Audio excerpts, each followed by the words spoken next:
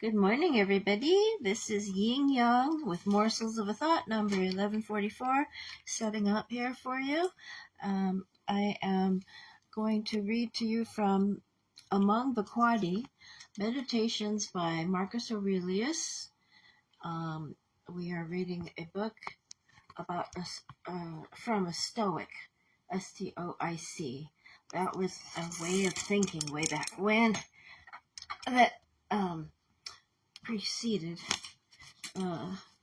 Christianity and helped people to do what they needed to do with virtue. And here I am. I think I'm here. Okay, let's see if I can get this right. Thank you for being patient and waiting. That's right behind me, I guess. Good morning, John Clark. Let's see. Where is... Oh, yeah, I forgot about that. Where's the book? Oh, here. Okay, so I didn't use StreamYard, I forgot. I'll have to share this over to House Cat Talks later and the YouTube. So, anyway, I am reading from a book called Meditations by Marcus Aurelius. It's a translation from the Latin. And so here we are. He's living among the Quadi on the River Gran. When you wake up in the morning, tell yourself, the people I deal with today will be meddling, ungrateful, arrogant, dishonest, jealous, and surly. And that was the first part of 1. The first part of 2 is, whatever this is that I am, it is flesh and a little spirit and an intelligence. And then we go to 3. What is divine is full of providence. Even chance is not divorced from nature, from the inweaving and unfolding of things governed by providence, with a capital P. Everything proceeds from it, and then there is necessity and the needs of the whole world, of which you are a part. Whatever the nature of the whole does, and whatever serves to maintain it, it is good.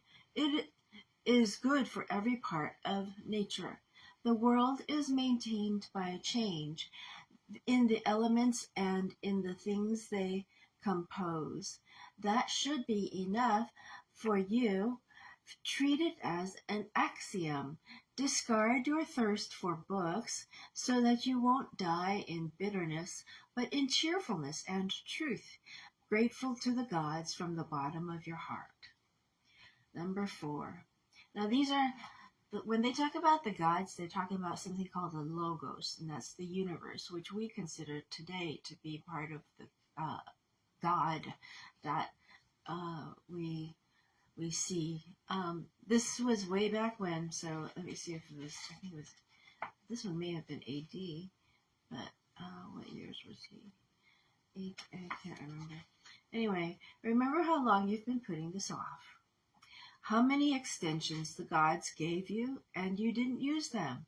At some point, you have to recognize what world it is that you belong to, what power rules it, and from what source you spring. That there is a limit to the time assigned you, and if you don't use it to free yourself, it will be gone and will never return. Number 5.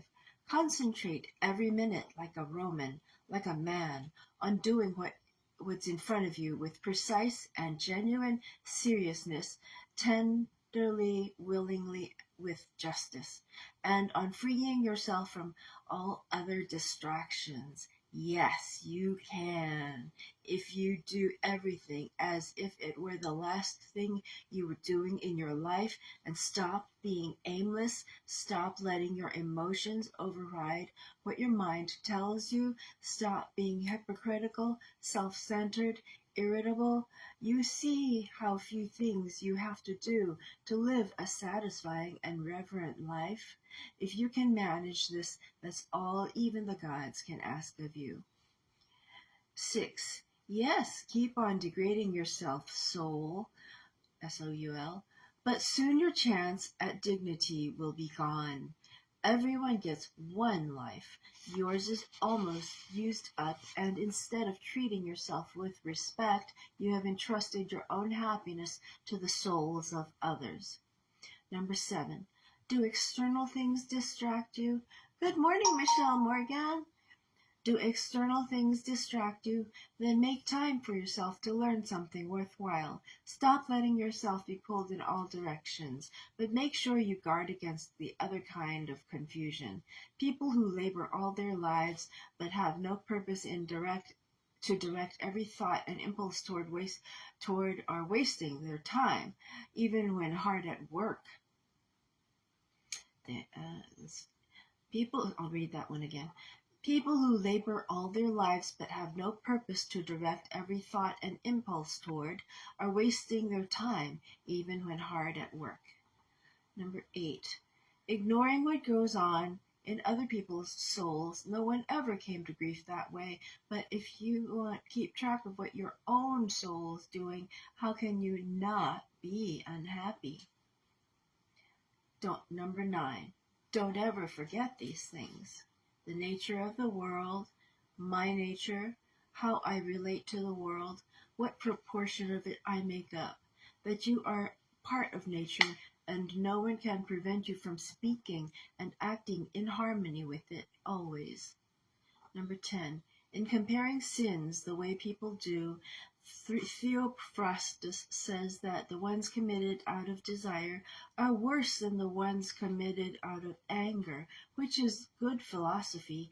The angry man seems to turn his back on reason out of a kind of pain and inner convulsion, but the man motivated by desire, who is mastered by pleasure, seems somehow more self-indulgent, less manly in his sins.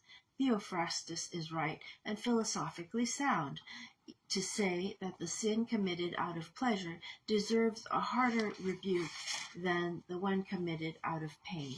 The angry man is more like a victim of wrongdoing provoked by pain to anger.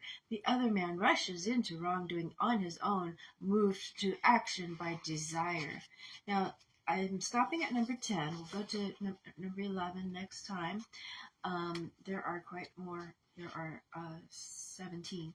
I have an example of a person who did some wrong and took pleasure in it.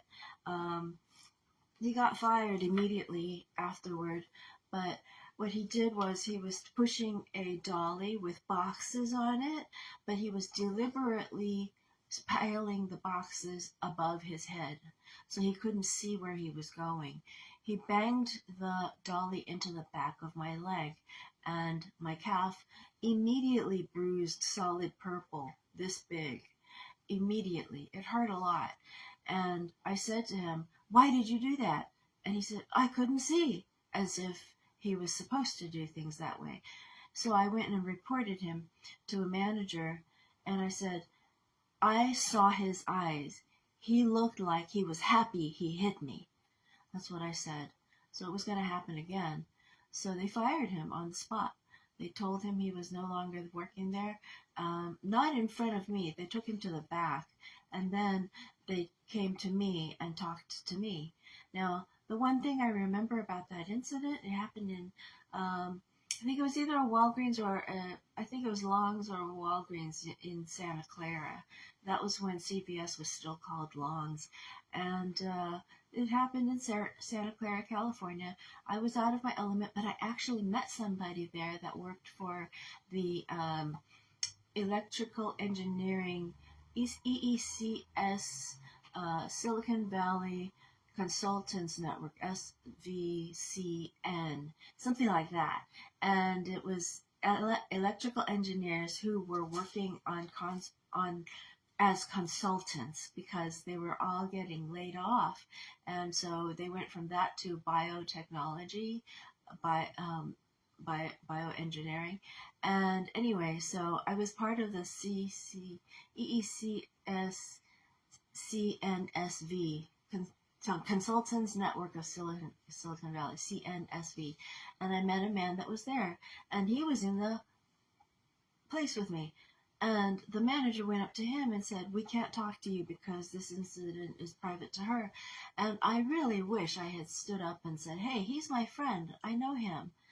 I should have said that. And you think these things and you repent. I mean, Christianity and Catholicism, you repent. So those are things that you think of every day, and you try to do penance for the things where you could have helped somebody before. You just think about it. Like there was a woman at a gas station Actually, this gas station had been run by my parents many, many years prior, and now it was a whole different company. It was the same gas station, and I was pumping gas, and a woman came up to me, and she started to give me a tall order, which I knew I wouldn't be able to help her with. And I acted like I thought she was a trickster, and she went like that, and she says, "Never mind." And then she went to somebody else for help because something was going on with her cash or something. And or gasoline. And I look back and I say, I should have helped this person. And if I just pronounce that to myself, I feel better. I just pronounce it to myself and I say, okay, I did that incorrectly. I would do it differently again. So, if I did it again. So, those are the kind of things that you can do. Miscellaneous Monday, Marcus Aurelius meditations. This is some of the things you can do. If you don't believe in God, now you can start to see that there is a universe, a logos, Logos. I think that I have a feeling that may be a Greek word that they borrowed. I'm not sure, but it could very well be. So, okay. So, I can't read it. You're saying that's good. And then I see a big, that's great. Thank you, Michelle Morgan. I see a big light because my light, you know how if you were to look at a picture with a light on it and then, anyway, so that's what happens. Our eyes play tricks on us. Alrighty, I'm glad I saw you guys today, and you take care. Have an inspiring day. Bye, old Kinderhook. Here's the button.